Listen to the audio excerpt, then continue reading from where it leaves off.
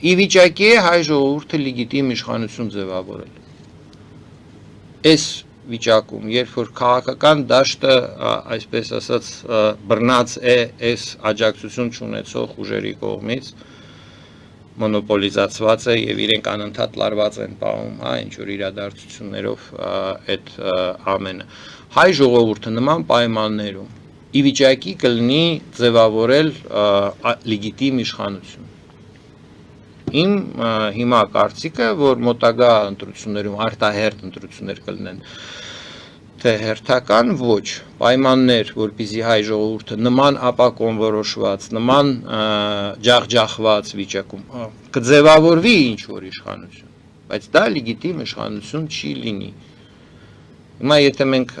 իջնենք մի քիչ մեր խոսակցությունը իջացնենք, այն իմաստով իջացնենք, որ դետալներին, անդրադառնանք, այս ինչը որ խոշոր ենք խոսում, եւ արդեն ինձ թվում է ավելի հետաքրքիր բաներ միգուցե մեր լսողները կամ դիտողները արդեն կտեսնեն, եկեք այսպես նայենք, կար ռեյտինգ top 5 քաղաքական ուժերի, առաջի տեղը ԿՊ, երկրորդ տեղը Հայաստան դաշինք, երրորդ տեղը Բարգավաճ Հայաստան, չորրորդ տեղը Լուսավոր։ Ոչ, Վարդան Ղուկասյանի, դոկ կուսակցություն, 5-րդ տեղը Հանրապետություն կուսակցություն, Երևանի բան ընտրություններն։ Ոչ, հարցումը սեպտեմբերի։ Սեպտեմբեր, դե ասեք, ցույց տվեց, երևի ուշադիր չի։ Ես անընդհատ այդ հարցումն եմ մեջ բերում։ Այդ 5 առաջի լիգայի, ասենք, ինչ կատարվեց վերջի կես տարվա ընթացքում։ Վարդան Ղուկասյանի դոկ, կարծեմ թե, դոկ կուսակցությունը դուրս եկավ խաղից, դուրս եկավ, ձերբակալեցին, դեպորտի, Հայաստան դաշինքի, այսպես ասենք, ավանգարդ ուժը Բագրատ Սրբազան շարժում գտնվում է հիմա հալածանքի մեջ, կարելի ասել Հայաստան դաշինքին հարված է հասցված, թուլացված են իր նախընտրական հնարավորությունները, չէ՞։ Այսինքն այդ 5-ից երկրորդին եւ չորրորդին հանել են նախընտրական դասավորության մեջ։ Եվ տեսանելի է, որ փորձում են ստեղծել պատկեր, որ լինի քաղաքացիական պայմանագիր, Բարգավաճ Հայաստան կուսակցություն, Հանրապետություն կուսակցություն եւ Հանրապետական կուսակցություն։ Դե գնացեք ընտրեք ում ուզում եք։ Ու հիմա Գայադե ջան, մենք մի տարի հետո քննարկելու ենք ում ընտրել այս 4-ից։ ԿՊ-ին, Բարգավաճ Հայաստան կուսակցությանը, բանին, այդ Հանրապետական կուսակցությանը, թե Հանրապետություն կուսակցությանը։ Այսպիսով ստեղծվում են ընտրություններ առանց ընտրությունների այդ մոդելը։ Եվ ես գտնում եմ, որ դա լեգիտիմ իշխանության ձևավորելու նպատակը չէ, այլ դա առանց լեգիտիմության իշխանություն պահելու կամ ժողովրդից իշխանությունը խլելու ըստ էության,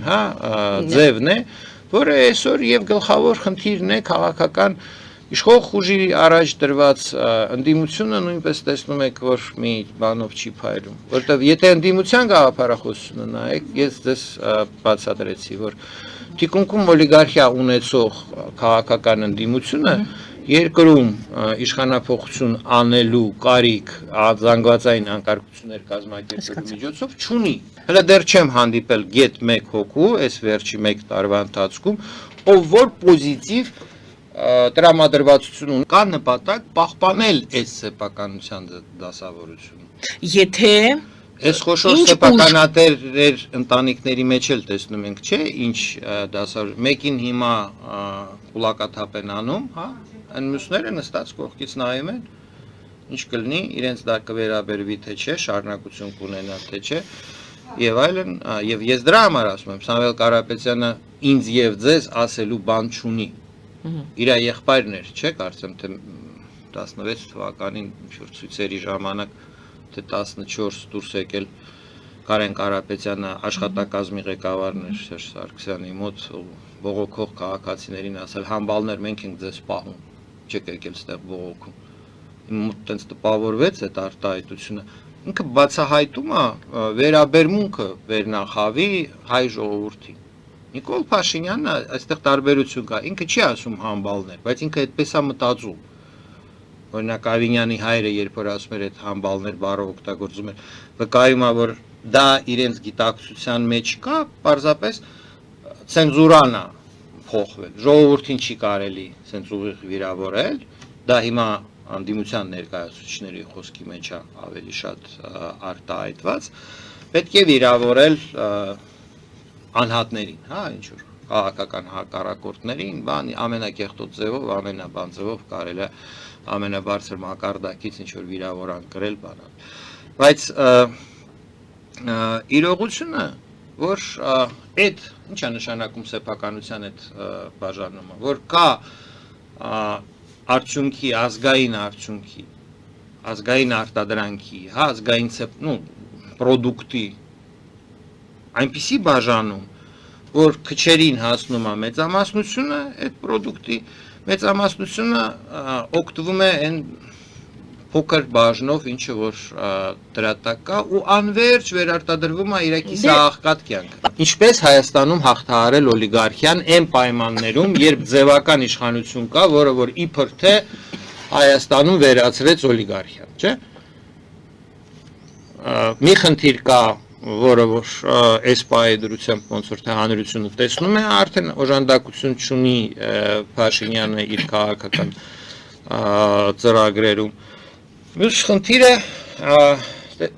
լուրջ խնդիր է դա, գայան է, տեսեք, դա արդեն ճգնաժամը իշխող ուժին չի է բերում, աջ ու ձախ օգտագործվում է քրեական հետապնդում։ Ես սուբյեկտիվ ենթադրենք, չէ ոչ պիտի այդ հարցին նայեմ իմ դիրքից։ 9-րդ տարին է իմ դեմ քրեական հետապնդումը շարունակվում։ 6 հատ դատախազա փոխվել, 16 հատ 3 հատ դատավոր, հիմա 4-րդին են նշանակել ես վերջի օրերին։ Այսինքն ես ո՞նց կարող եմ լուրջ համարեմ այն։ Իսկ ձեր դատավորը էլի փոխվել է։ Այո, էլի փոխվել։ Շնորհակալություն։ Նորից պետք է սկսվի ամեն։ Այո, նորից պետք է սկսվի եւ այլն, էլ։ Ներող եղեք, պարզապես ամբողջ լրջությամբ երեկլարված, բոլորս նայում ենք այդ բախումը, Էջմիածինում, զգացողական կողմ կա, քաղաքական լուրջ խնդիր կա եւ այլ առավոտյան տեսնում եմ Դանիել Լեոնիսյանը հրապարակում է, որ Պարզում է 24 թվին դեռևս ինքը դանոս էր գրել Միքայել Աչապայանի վրա եւ դատախազությունը այդ դանոսը բան էր արել մերժել էր, ասել էր չէ, հիմնավորել էր որ անցակազմ չկա։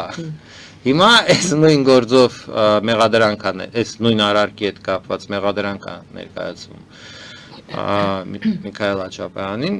եւ Դանիելը բողոքում է, ասում է, որ բա ես որ դանոս էի գրում, դուք ինչի թողեցիք առանց